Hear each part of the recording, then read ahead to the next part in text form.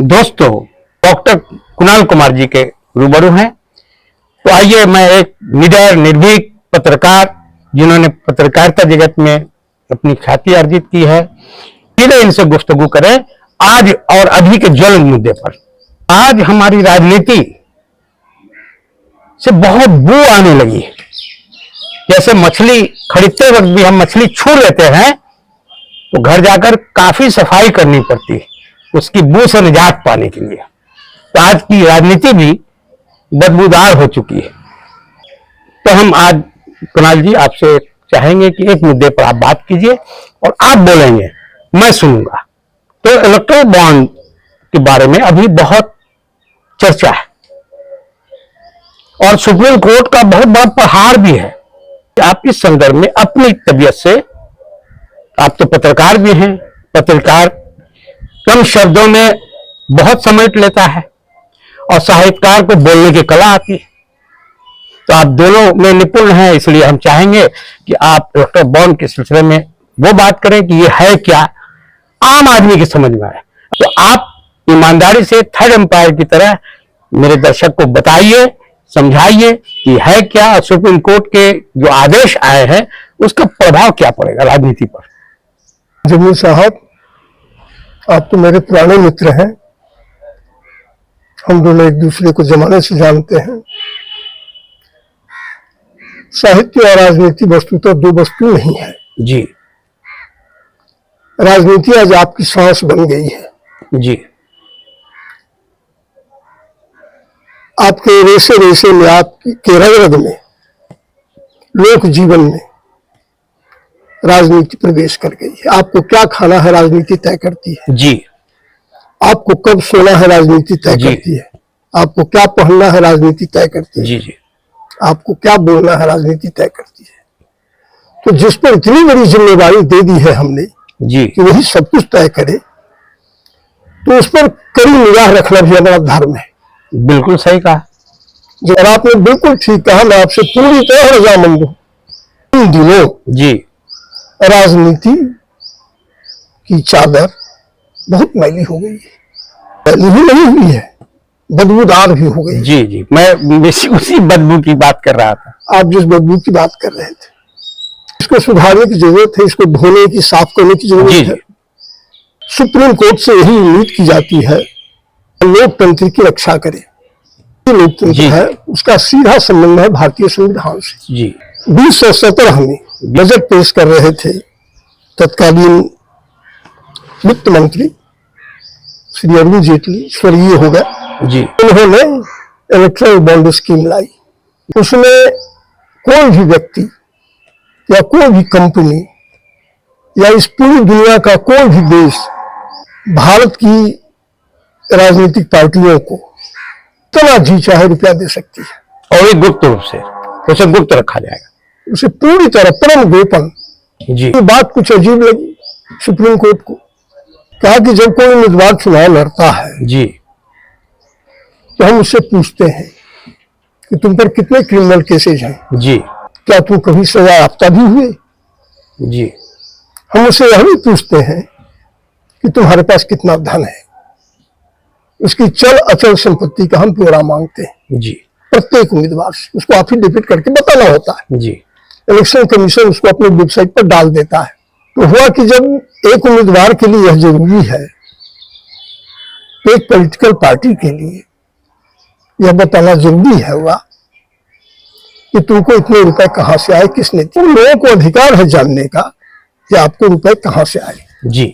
Party को रुपए किसने दिए।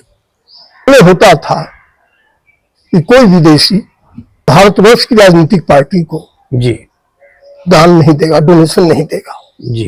अब देगा इस नियम के तहत, इस कानून के तहत, चाहे वह कुछ भी कर रहा हो, वह कितना भी बड़ा कुकर्म कर रहा हो। कुकर्म से मेरा मतलब है लोक विरोधी हो जी।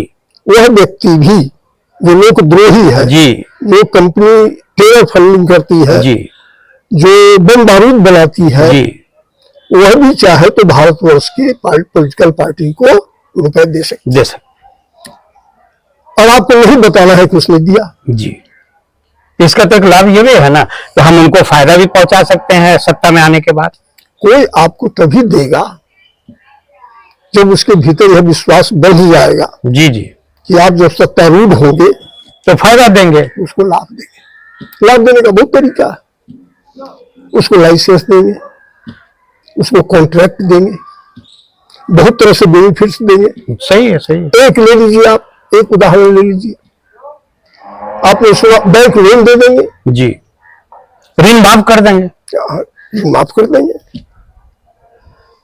अभी अभी सुना होगा आपने, या बहुत हल्ला भी था, जी। मैं नाम देना नहीं चाहता हूं, कि कुछ लोग 10,000, 15,000, 20,000 करोड़ रुपए लेकर भाग गए। जी, यह भी हल्ला है कि उनको कहा गया कि 2,000 करोड़ रुपए दे देते हैं, कर्ज दिलवा देते हैं बैंक से, जी, तुम उसमें से 40% हमको दे दो, हमारी पार्टी को 60% लेके तुम देश छोड़ दो, जाके मौज करो। इस देश में बहुत दिन रह जाओ, यहाँ मौज करने की जगह है। सही है, सही है, सही। मौज करने के लिए तो विदेशी जाता है। नहीं, देश रहने लायक भी नहीं है। रुपए ले लो, इसको हमने इस लायक रहने नहीं दिया है कि आप तुम मौज कर सकते हो। ये बड़ी बात आप कह रहे हैं। ये देश केवल दुख देने वाला रह गया है। हमने इस लायक बना दिया है इसको, तो कुछ दिन के बाद हम रहना नहीं चाहेगा। लेकिन ना, जो प्रतिभा होती है उसका पलायन हो जाता है, जो प्रतिभावान होता है वो अब दूसरे देशों में जाकर सेटल हो जाता है। ये क्षति है ना देश की। निर्मला जी की कविता की का शीर्षक है जी, जागो फिर एक बार। मैं उसको कहा करता हूं कि निर्मला जी ने लिखा होगा, भागो फिर एक बार। भागो फिर एक, बहुत खूब।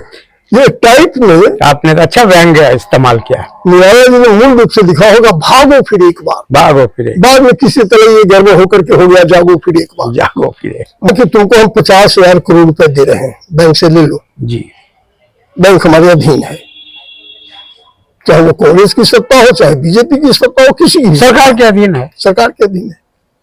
सरकार ने कहा कि हम अमुक बैंक को कहते हैं, वो तुमको 50,000 करोड़ दे देगा या 5,000 करोड़ दे देगा। जी जी, या तो 2 करोड़ दे दो, 3 करोड़ लेके भागो, 3,000 करोड़ लेके भागो, 2,000 करोड़ हमको दे दो, हम तुमको नहीं पकड़ेंगे, हम तुमसे कभी नहीं कुछ पूछेंगे। अगर तुम्हारे बारे में कुछ ज्यादा लोग शोरगुल मचाएंगे तो हम कुछ नाटक करके रुक जाएंगे। जी जी, हम तुमको पीड़ित नहीं करेंगे, प्रताड़ित नहीं करेंगे, दंडित नहीं करेंगे, तुमसे धन नहीं वसूलेंगे, तुम चले जाओ। वह दे रहा है आपसे इतनी सुविधाएं लेने के लिए। सही कहा। वह तभी देगा जब उसको लगेगा कि इससे ज्यादा जी, मुझको रिटर्न मिलेगा। जाहिर सी बात है, जाहिर सी बात। किसी देश की कोई सरकार अगर हमारे देश की पार्टी को चंदा देगी, इसका मतलब है कि उसका पॉलिटिकल इंटरफेरेंस हो जाएगा हमारे यहाँ। जाहिर सी बात है। जैसे बहुत हल्ला हुआ कि इसमें रूस हस्तक्षेप कर रहा है, जी, ट्रंप ने भी बयान दिया कि मेरे चुनाव में रूस ने इंटरफेयर किया है। दुनिया का इतना मजबूत देश, जी, अमेरिका के मामले में रूस ने हस्तक्षेप किया। सही है। कल हमारे मामले में क्यों नहीं करेगा? हमको जानने का पूरा हक है जी, कि रुपया कोई किसी को क्यों दे रहा है, कितना दे रहा है, कौन दे रहा है, और उसका बेनिफिट क्या ले रहा है, क्या ले रहा है।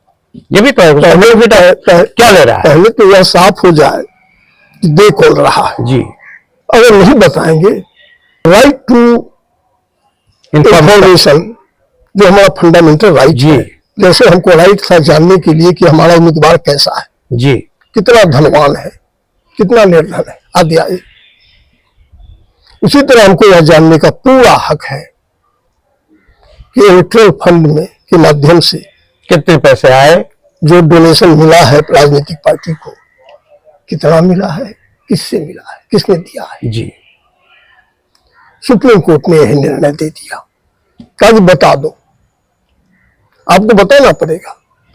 बेनिफिट जो दिया जाता है वो तो जनता जान जाती है कि इनको इतना माफ किया गया, इनको ये दिया गया, इनको ठेका दिया गया, ये सब तो जान जाती है, लेकिन कितना के बदले कितना दिया गया ये नहीं जान पाती। हाँ, कारण नहीं जान पाती है। जी, अकाउंट में यदि 50,000 रुपए आ जाए जी, तो इनकम टैक्स आपका गला पकड़ के पूछेगा, जी, बताना पड़ता है हमको। बिल्कुल। नहीं बताएंगे तो जेल होगी, सजा होगी, जुर्माना होगा, हमको दंडित किया जाएगा। बिल्कुल। तो सामान्य आदमी 50,000 रुपए के कारण फांसी पर चढ़ सकता है, जेल जा सकता है। एक असामान्य व्यक्ति मौत करता है। और आप 1,000 करोड़ रुपए ले रहे हो और आपसे कोई नहीं पूछे कि रुपए कहां से आए। ये बहुत अच्छा, आपने ये इस बॉन्ड के बारे में बहुत अच्छे से समझाया। अब ये बताइए कि सुप्रीम कोर्ट ने जो ऑर्डर किया है, आने वाले दिनों में इसके क्या असरात होंगे? चाहे वह कोई पार्टी हो। अब जैसे कांग्रेस पार्टी कुछ स्टेट्स में रूल कर रही है, जी, कर्नाटक में, हिमाचल प्रदेश में, तेलंगाना में, इनकी सरकार है। जी, ये तीनों अनेक मामलों में बहुत ऊंचे राज्य हैं। वहां व्यापार का भी अच्छा केंद्र है, टेक्नोलॉजी का भी है। जी, कर्नाटक आदि, बेंगलोर आदि को तो हम जानते हैं जी, कि वो क्या कहते हैं उसको, इलेक्ट्रॉनिक सिटी है, जी, जी। बहुत कुछ है। तो अगर कोई वहां व्यापार करना चाहता है, जी, कोई कंपनी अगर चाहती है कि हम वहां व्यापार करें, तो निश्चित रूप से वह सरकार को प्रसन्न करना चाहेगी। बिल्कुल। सरकार कांग्रेस की है जी, तो वो कांग्रेस पार्टी को देगी। जी, जाहिर सी बात है, जिनसे लेना है उन्हीं को देना है। उन्हीं को देना है। बीजेपी की सरकार जहां है, बीजेपी पूरे देश में रूल करती है, जी, तो अगर कोई काम लेना है बीजेपी से तो बीजेपी को रुपया देना होगा। ये जानना चाहती है कि क्या सचमुच रुपया लेकर तुम उसको रुपया देते हो, क्या रुपया लेकर तुम उसका काम करते हो। यह बात तब खुल जाएगी जब ये उसको पता चल जाए कि इसको इतने रुपए इसने दिए। जी, जैसे किसी पार्टी को रुपए दिए 10 करोड़, आपको कोई कॉन्ट्रैक्ट मिल गया, जी, आपको किसी बिजनेस में छूट दे दी गई, जी, या आपको कोई कर्ज मिल गया बैंक से।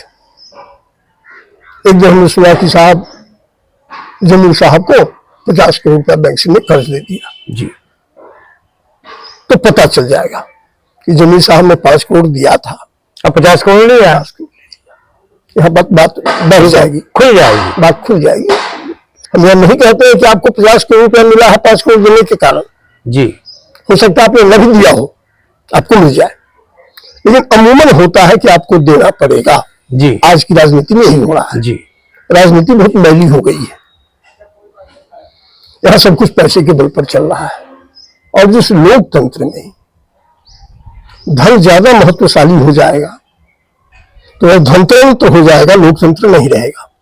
तो कहीं कहीं किसी किसी राज्य में ऐसा होता है कि कोई उम्मीदवार है, कोई व्यापारी खड़ा हो जाता था और कहता था कि अमुक उम्मीदवार को हम चांदी से तोलेंगे, जी, एक तराजू के एक पलड़े पर उनको बिठा देंगे और दूसरे पलड़े पर चांदी को रखेंगे।